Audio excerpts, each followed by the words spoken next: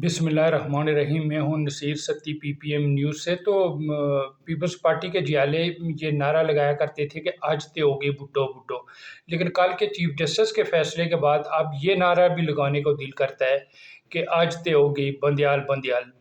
खान साहब की supreme court में पेशी के वक्त जो चीफ जस्टिस उमर अता बंदियाल थे, उनके जज्बात को देखते हुए कि मुझे खान साहब आपको यहाँ देखकर बहुत खुशी हुई। ये जो अभी आज़ाद अदलिया की जब तहरीक चल रही थी तो उसमें एतजाज़ एहसन एक नज़म पढ़ा करते थे कि धरतियों की माँ की जैसी। तो वो वहाँ की माँ की जैसी का पूरा तरीके से इज़हार किया गया, वो ममता नज़र आई सुप्रीम कोर्ट में भी एक खान साहब की पेशी के मौके पर। बस इतना सा फ़र्क था कि जो फट्टे से चीफ जस्टिस बंदियाल साहब ने जंप लगा के नीचे आके खान साहब की दो तीन जो पपियाँ हैं वो नहीं ले ली। तो भूटान की अदालत का मुकम्मल मंजर जो था वो देखने को मिला।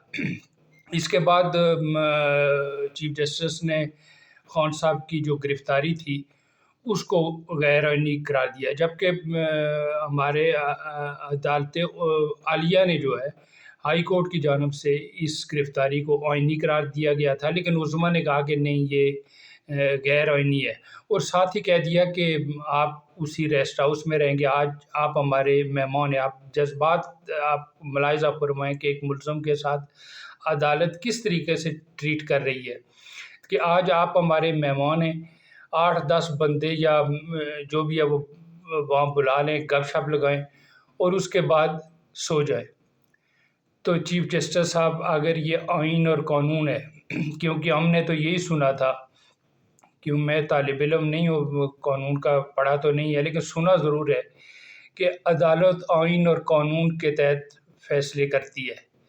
अगर आइन और कानून के तहत फ़ैसले करते हैं तो वो आइन और कानून की वो किताब और सफ़ा नंबर बता दें जिसमें अदालत में पेशी पर मुल्ज़म को इस तरह ट्रीट किया जाता है ताकि 22 करोड़ अवाम भी उसका मुताला कर सकें, जिससे आज तक हम महरूम रहे।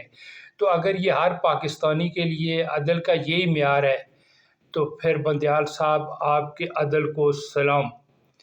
लेकिन अगर ये सिर्फ़ आपके लाडले के लिए है तो फिर तुम्हारे निज़ाम अदल पे थू।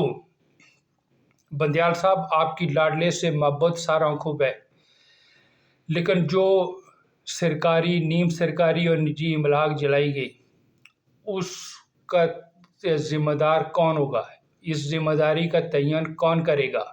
वो जिना हाउस हो, GHK हो, टूल प्लाजे हो, रेडियो पाकिस्तान हो, मेट्रो, थाने हो, ईदी। आप अंदाज़ा लगाएं कि इन मफलूज ज़हन लोगों ने ईदी को भी नहीं छोड़ा, जिसने अपनी सारी ज़िंदगी आवाम की खिदमत में गुजार दी, जिसने अपनी सारी ज़िंदगी इस मुल्क के वासियों की मरीज़ों, लाशों और ज़ख्मियों को उठाने में गुजार दी, और आज वो मनो मट्टी तरह उतर गया, लेकिन इन्होंने उसकी उस निशानी को भी जला डाला।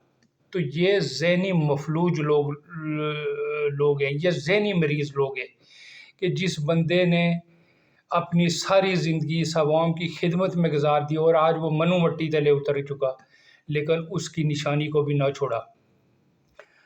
और दूसरी तरफ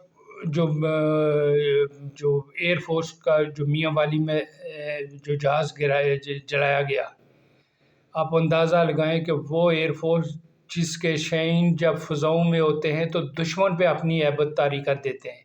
एक एक दो दो मिनट में 5-5 जहाज़ गिराने वाले पायलट आने का रिकॉर्ड भी हमारे पास है। उस अजीम फोर्स के जहाज़ों को नज़र आतश किया। क्या ये ज़हनी मफलूज लोग नहीं हैं? क्या आपको बाशऊर आदमी ये तसव्वुर कर सकता है कि दुनिया की उस फोर्स को, जो सफ़े अव्वल की फ़ोर्स है, जिसने दुनिया पे अपनी कारकर्दगी, अपनी क्वालिटी की बुनियाद पे अपना एक सफ़े अव्वल की एयर फोर्स बन के उभरी है, उसके निशान को भी इन्होंने नज़र आतश किया। चले मान लिया कि भाई रेंजर ने गिरफ़्तार किया तो फ़ौज की इंस्टॉलेशन पे हमले जो है वो रिएक्शन था। अब बताएं ईदी का क्या कसूर था? اس ایئر فورس کا کیا قصور تھا؟ تو جس طرح یہ سرکاری نیم سرکاری املاک جو جلائیں گی، اس کی مجھے فکر نہیں ہے، کیونکہ وہ تو حکومت مزید ٹیکس لگا کر آٹا، چینی، گھی، دالیں، پیٹرول، گیس وہ مہنگی کر کے ہم سے وصول کر لے گی۔ لیکن جس طرح ریٹ آف اسٹیٹ چیلنج ہوئی، پوری دنیا میں ہمارا مذاق اڑایا گیا، جو ہمارے دفاعی ادارے ہیں ان کا جو ایمج جو آج دنیا میں جو جا رہا ہے، کیا اس کی ریکوری ممکن ہے؟ تو جواب ہے نفی میں ہے۔ تو نجی سیکٹر جو سرکاری اور نیم سرکاری املاک جلائے گی، وہ تو حکومت وہ تو ہم اس بھوکی ننگی قوم سے پوری کر رہے گی، لیکن نجی سیکٹر میں جو املاک جلائی گئی، وہ کوئی گاڑی ہو، وہ موٹر سائیکل ہو یا پراپرٹی ہو، آپ اندازہ لگائیں، کیا معلوم کتنی مشکل سے کسی نے وہ موٹر سائیکل لی ہو، کیا کسی ماں نے کتنی کمیٹیاں ڈال کے وہ اپنے بیٹے کو موٹر سائیکل لے کے دی ہو، کوئی چھوٹی گاڑی لے کے دی ہو، کہ وہ تھوڑی تھوڑی کر کے ایک بوجھ اتار لے گا، یہ قرض اتار لے گا۔ اور چند لوگوں میں ان ذہنی مریض لوگوں نے نظر آتش کر کے ان کی جمع پونجی کو جلا ڈالا۔